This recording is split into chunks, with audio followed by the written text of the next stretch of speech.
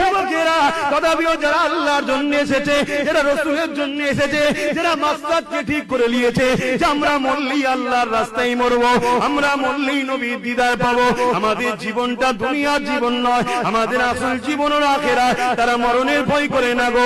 যুগে যুগে প্রমাণ করে দিয়েছে, তাদের উপরে যতই বাধা এসেছে না কেন তারা কিন্তু হক কথা বলে গেছে।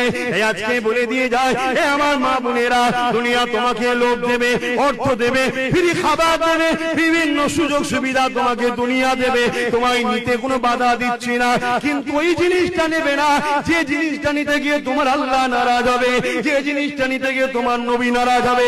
এতে তোমায় শুকাতে হয় শুকিয়ে যাও, আল্লাহকে নারাজ করো না, মরতে হয় মরে যাও, আল্লাহকে নারাজ করো না, সম্পর্ক বিচ্ছেদ হয় হয়ে যাও, আল্লাহকে নারাজ করো না, সমাজ তোমাকে বয়কট করে দিই, আল্লাহকে নারাজ করো না, সমাজ তোমাকে আনচালচার বলে বলুক গিয়ে যায়, আল্লাহকে নারাজ করো না।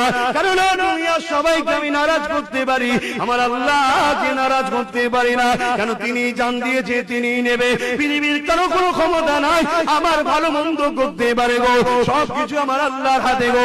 এই আমার মা বোনেদের উদ্দেশ্যে বলে যায়, দুনিয়ার জমিনে যতদিন বাঁচবে খাতুনে জান্নাতের জীবনী কেন, খাতুনে জান্নাতকে ফলো করো।